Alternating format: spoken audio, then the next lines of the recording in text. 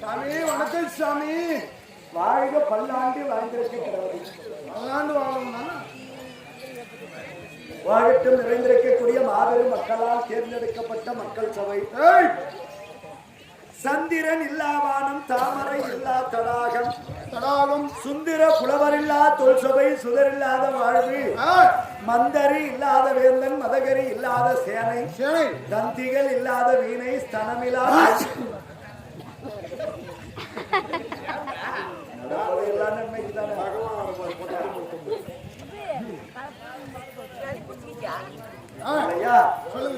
நிறைந்திருக்கக்கூடிய மக்களால் தேர்ந்தெடுக்கப்பட்ட மக்கள் சபை. இந்த மக்கள் சபை என்பதாக அடியே பிரார்த்தனமாக வந்திருக்கக்கூடிய தருணம். உன்னுடைய இரு விழிகளால் என்னை உற்று பார்த்தால் அடியேன் யார், என் பெயர் என்ன, விளக்கங்கள் என்ன, விரித்தாந்தங்கள் என்ன என்பது நாங்கள் சொன்னால் பெரிய சாமி. அப்படியா? கவனமாக செவியுற்று கேட்டு வந்தால் அடுத்த வேலையை பார்க்கலாம்.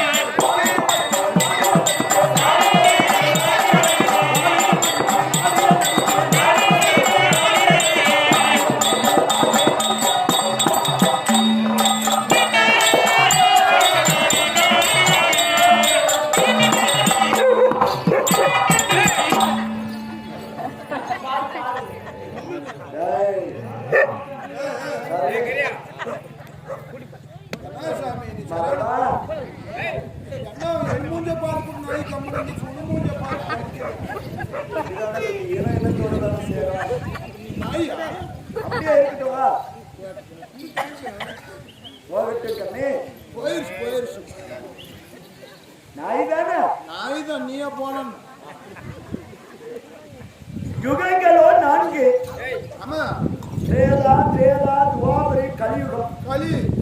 அந்த 4 யுகங்களை சஞ்சரிப்பதற்காக அதர்மத்தை அழித்து நீதியை நிலைநாட்ட நான் எடுத்த அவதாரங்கள் எத்தனையோ கோடி, எத்தனையோ எடுத்துக்குவேன்.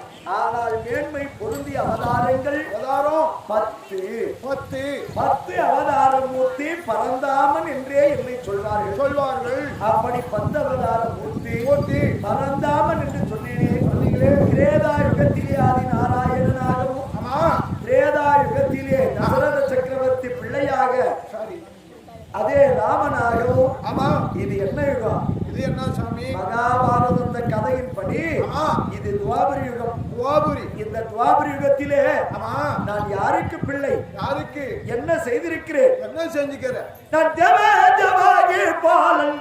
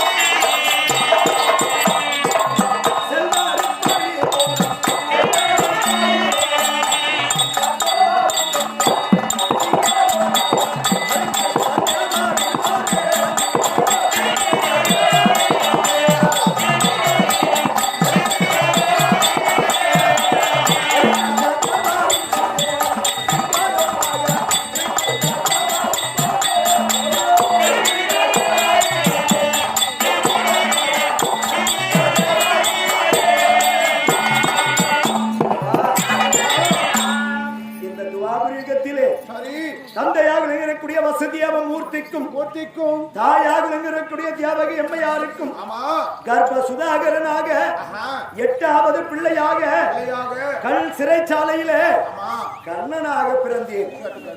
பிறந்த நேரத்திலே வலது கையிலே கங்கணத்தோடு பிறந்தேன். வலது கையில எதற்காக கங்கணம்? எதுக்கு சாமி? மகாபாரதம் என்று சொல்லக்கூடிய கெடுக்கிறது. எந்த குடி கெட்டாலும் எனக்கு அதை பத்தி கவலையே இல்லை. தெரிந்தாரு எனக்கு அதெல்லாம் நல்லா தெரியும். என்னுடைய வேலை என்னவோ அது மட்டும்தான் என் வேலையா இருக்கும். என்னென்ன பெண் கலந்து மேய்க்கிறது மட்டும்தான் உன் வேலை.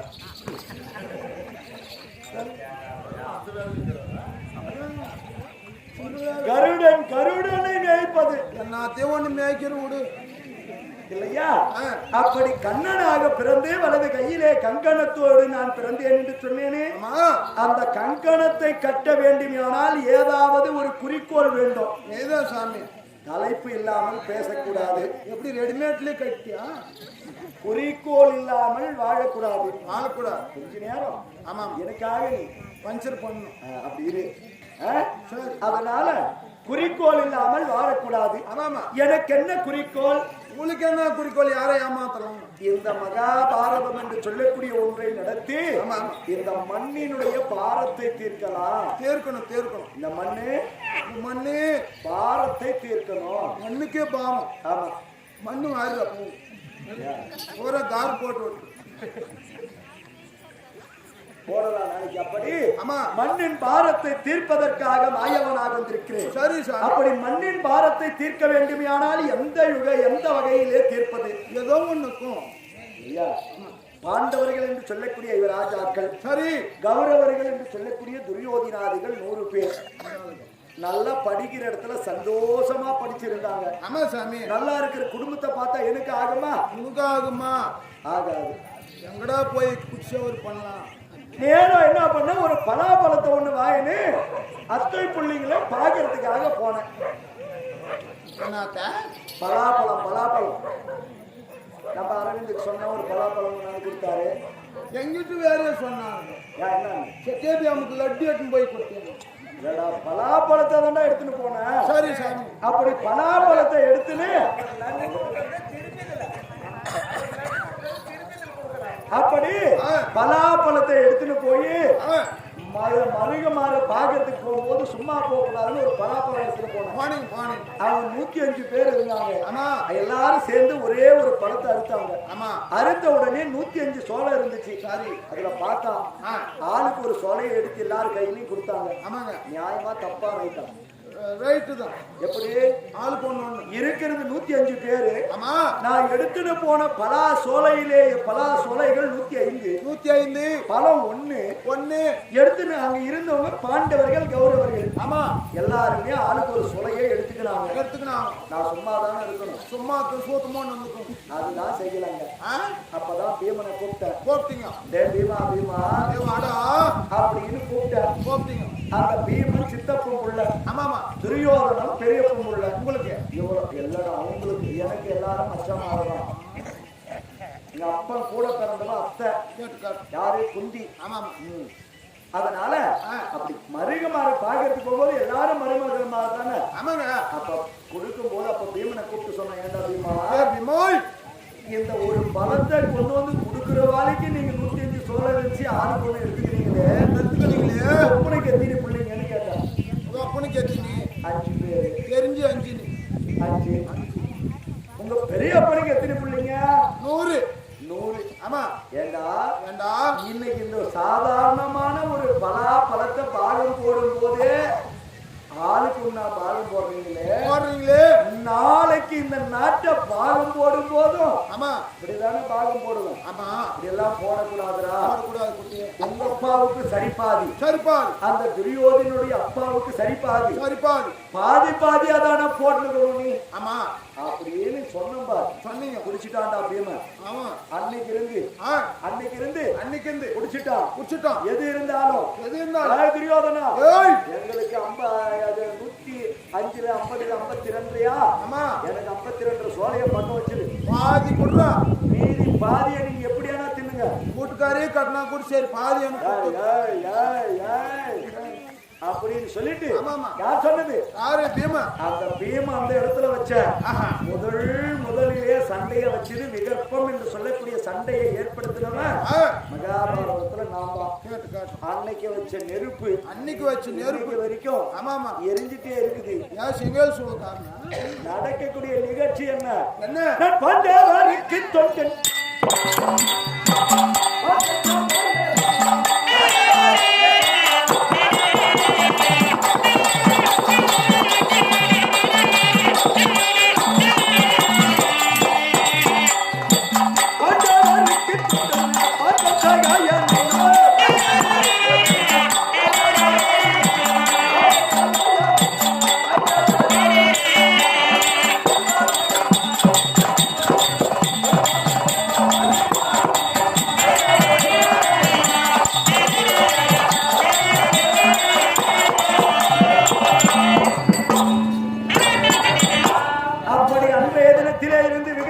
ஏற்படுத்தி விட்டேன்.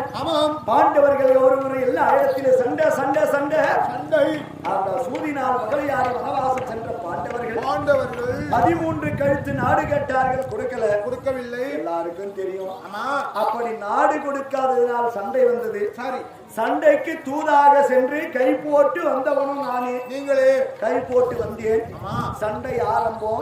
நேற்றோடு 10 7 17 நாட்களாக சண்டையை முடித்தேன். முடிஞ்சு 10 7 17 நாட்கள் சண்டை முடிந்தது. என்ன இருக்கிறது? துரியோதனுடைய கட்டளைப்படி ஒரே ஒரு நாள் சண்டை. 18வது நாள் யாருக்கு வெற்றியோ அவரே நாட்டை ஆளட்டும் சொல்லிட்டான் துரியோதனன். அந்த ஒரு நாள் சண்டை இருக்குது. இந்த இரவு காலத்திலே நேற்று சண்டை முடித்து பாரியார்களாக இருக்கக்கூடிய ராதா, ருக்மணி, சத்யபாமா, சுலோகம் என்று சொல்லக்கூடிய பெண்களை அழைத்து இன்னைக்காவது கொஞ்சம் சந்தோஷமா இருக்கலாம் அப்படின்னு ஒரு எண்ணத்துல நான் வந்து அதனால மனைவிமார்களை கூட்டோம். அப்புறம் பேசலாம். சுகமே ஜெயம். நெல்லுக்கு இறைச்ச நீர் வாய்க்கால் வழியோடு புல்லுக்கும் ஆகிய புசையுமாம் கொள்ளுலகில் நல்லார் ஒருவர் உறவே அவர் பொருட்டு எல்லாருக்கும் பொய்யுமா மழை. விவேக சிந்தானுடைய கூற்று. அந்த கூற்றிற்கிணங்க நீர்வளம், நிலவளம், பயிரோளம், தலை தூங்கிய மாநகரம், மற்ற நாட்டில் கொப்பாகிய மாநகரம், இதே மல்லப்பள்ளி மாநகரம். பெருமையோடு மல்லப்பள்ளி மாநகரத்தை அடுத்த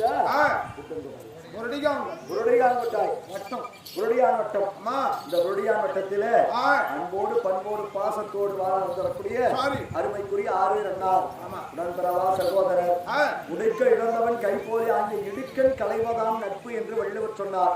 அந்த நட்புக்கு அதிகாரமாக வரக்கூடிய ஆறு நமது அண்ணா சமையல் கலை வல்லுநர். சாரி இல்லையா? சமையல் கலை வல்லுநராக நிகழக்கூடிய அண்ணா பெருமாள் அவர்கள் வாழ்க்கை துணை அவருடைய மனைவியாக வாய்த்த அருமை சகோதரி சின்ன பாப்பா அம்மையார் அவர்கள் நாடகத்தை வைத்திருக்கிறார்கள். மறைந்த மாநிலை பெருமாளுடைய தந்தையார் நம்மை போல் நாடகத்தை கற்று பல மேடைகளிலேயே பேரும் புகழும் பெற்றவர். நாடகத்துல ஏலக்கண்ணியாக வேடம் தெரிந்திருக்கிறார் இல்லையா? அப்பேற்பட்ட அருமை தந்தையார் குப்பன் ஐயா அவர்கள் மறைந்த மாமேதை குப்பன் ஐயா அவர்கள் ஆத்மா சாந்தி அடைய வேண்டும் இறைவா என்று சொல்லி முதலாம் ஆண்டு நினைவு அஞ்சலி. இந்த நினைவு நன்னாளிலே அவருக்கென்று நீரம் பகலெல்லாம் அன்னதானம் இல்லையா? அதை போல தேர் திருவிழா மாதிரி எப்படி செஞ்சிருக்காங்க இல்லையா? காரித்துவன் சொல்லுவாங்களா? இல்ல அது மாதிரி எல்லாருக்கும் மனம் இருக்காது, மனம் இருப்போருக்கு குணம் இருக்காது. அப்பேற்பட்ட அருமை திருவாளர் பெருமாள் அண்ணார் அவர்கள் வாழ்க்கை துணைவியாக வைத்த அருமை சகோதரி சின்னப்பாப்பா அம்மையார் அவர்கள் குடும்பத்தினர் அனைவரும் ஒன்றாக சேர்ந்து மறைந்த மாமியதை ஆத்மா சொர்க்கம் சேர வேண்டும் என்று சொல்லி அந்த புண்ணிய சரித்திர கதையை மகாபாரதத்தில் 18ஆம் நாள் கோட்டை சண்டை என்று சொல்லக்கூடிய நாடகத்தை வைத்திருக்கிறார்கள். இந்த நாடகத்தை வைத்த பேர்களுக்கும் மறைந்த மாமியாருடைய ஆத்மா சக்கரத்தில் செங்கனி பூத்து மாநிலத்திலே பண்டிகை பூத்து சாலோக சாரூப சாமிப சாமிபம் என்று சொல்லக்கூடிய 4வது 2வது சேர்ந்து வெள்ளிக் கூறுகிறோம். அவரால் அளிக்கூடிய சாட்சியானோ அனைவரும் சேர்ந்து பணமளித்திருக்கிறார்கள். பணமளித்து அனைவருக்கும் மனமார்ந்த நன்றிகளை தெரிவித்துக் கொள்கிறோம். அதே மறைந்தவருடைய ஆத்மா சாந்திடைய எல்லா உள்ள ஆண்டவனை பிரார்த்திக்கிறோம். ஒரு குடும்பத்திலேப்பா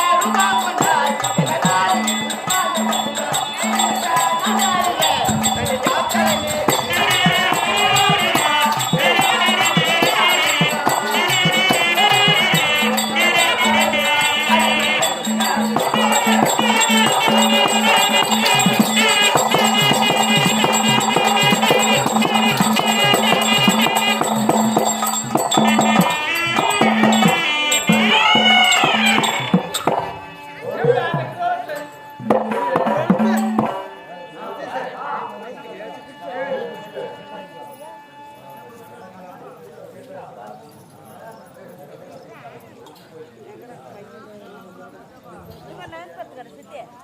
Awi minna na.